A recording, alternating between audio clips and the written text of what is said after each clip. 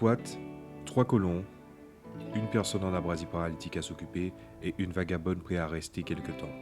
Tout ça autour de peu d'animaux sur l'île malgré sa superficie, marquant probablement l'arrivée de l'automne et présageant probablement des prédateurs en pleine mer. Angie faisait un rapport de la situation de tête. Elle réfléchissait par rapport à l'esclave qu'elle venait d'acheter pour pouvoir la réhabiliter. Puis ensuite, elle réfléchit aux différentes ressources importantes, comme par exemple la fuite de gaz qui était très très importante, ou encore le geyser qui pouvait lui servir de station géothermique. Mais avec le manque de recherche, ce qui était important surtout, c'était la sécurité. Le sud-est était très très bien protégé, mais tout ce qui concernait le flanc ouest et le flanc nord était un peu compliqué. Un peu temporisé avec les différentes montagnes, les gisements et autres morceaux de pierre et ruines. En jetant un œil aux alentours, même en prenant en compte toutes ces notions, les eaux profondes étaient aussi une très très bonne barrière pour à long terme pouvoir créer des installations antimatérielles et aussi antipersonnelles sur une très très longue distance. Mais pour cela, encore faut-il qu'elle puisse se dédier totalement à la recherche. Les fournisseurs militaires sur place étaient des gens qui étaient bien utiles. Bien que certains éléments insolites comme les ours polaires étaient quelque chose de fascinant à observer pour NJ et son groupe, il fallait malgré tout s'armer de manière raisonnable. Les finances n'étant pas au beau fixe et n'acceptant pas la nourriture exotique et pourtant bien chère qu'ils proposaient, ils étaient obligés de regarder chaque élément selon l'expertise des différents fournisseurs. Il semblait s'y connaître et malgré un équipement archaïque, l'efficacité de Longbow et sa capacité de pénétration laissaient sans doute voir un moyen rapide et efficace de s'occuper des proies, mais aussi de mettre à terre une victime. En faisant un point sur les différentes transactions possibles, elle devait ensuite se poser des questions sur ce qui était impératif. Le point le plus impératif pour elle, c'était le manque d'équipement et aussi de tenue d'apparat pour représenter hiérarchiquement le franc entier.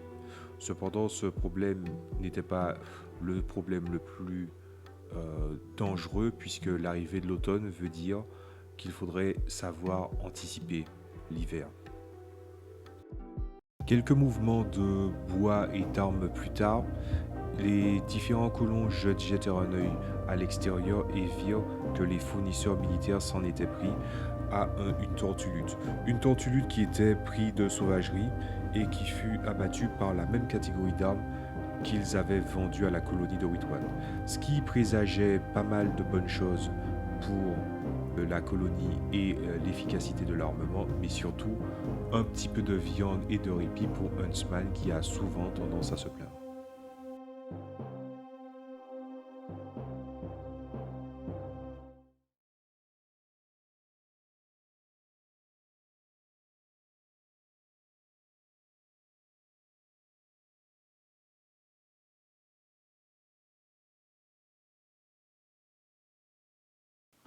Juste fallu ce qu'il fallait pour rebondir, Zim la vagabonde a décidé de reprendre la route. Elle était très satisfaite de son voyage ici, mais ses intentions et surtout ses objectifs étaient ailleurs, ce que comprit tout à fait Engie, et elle décida de partir par le nord, euh, tout en ayant quand même quelques regrets, comme ne pas pouvoir rendre tout de suite l'appareil. Tout de suite après un départ, une arrivée. Un poisson perroquet qui avait l'habitude de rester non loin du rivage a décidé de se prendre d'affection pour les gens de la colonie de Witwat. Ils trouvèrent un petit endroit pour lui laisser l'occasion de se reposer sur le rivage et interagir avec les autres.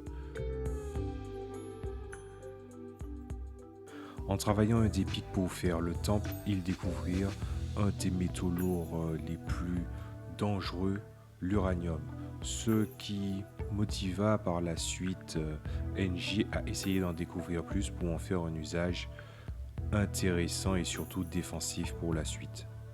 William, qui était en abrasie paralytique, avait passé des vacances cloué au lit, mais pas sans la compagnie des différentes personnes qui se reliaient pour le surveiller. Le départ de ce dernier rendit la colonie un peu triste, mais cela fut soulagé avec la récompense qui tomba du ciel.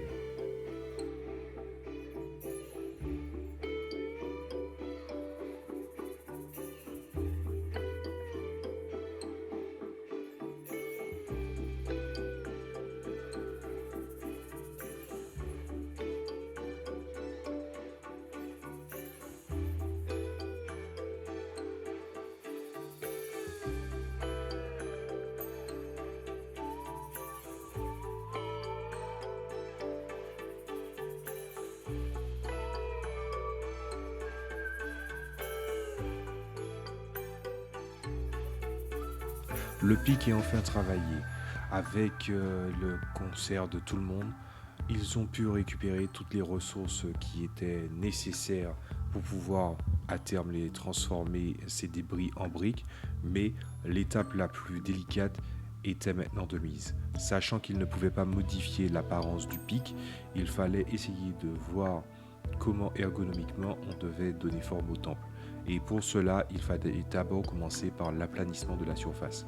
Utiliser la pierre pour pouvoir l'aplanir est une entreprise qui est assez longue et aussi assez fatigante. Mais en échange, la beauté qui va se dégager de cet endroit et l'aspect naturel va ravir les différentes personnes qui se retrouveront à l'intérieur du temple.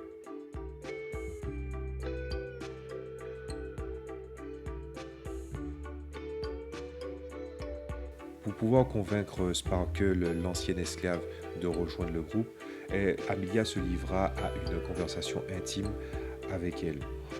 Et elle finit par livrer son véritable prénom, Abelia. NJ n'était qu'un surnom qu'on lui avait donné lors d'activités dans un secteur galactique en tant qu'ingénieur.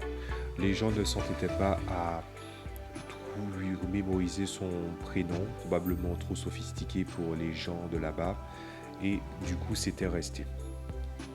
Par la suite, elle décida de mettre tout le monde dans la confidence, ce qui permit de pouvoir consolider les relations entre les différents personnages. Après de nombreuses péripéties dans l'espace et aussi après s'être établie quelques mois, elle commence presque à considérer là où elle a atterri comme sa maison. Reste à savoir si ce sentiment va perdurer et surtout si elle va pouvoir porter les idéaux du France entier pour pouvoir apporter plus de paix ou, à défaut de cela, trouver un moyen de pouvoir sortir d'ici avec ses potentiels futurs alliés. La construction du temple et aussi la mise en place d'édifices beaucoup plus essentiels comme la cuisine va être très très important. Il en va de même aussi pour les différentes habitations. Amelia en profita pour utiliser ses compétences d'architecture pour pouvoir définir les différents plans pour les zones d'habitation mais aussi pour les zones d'artisanat.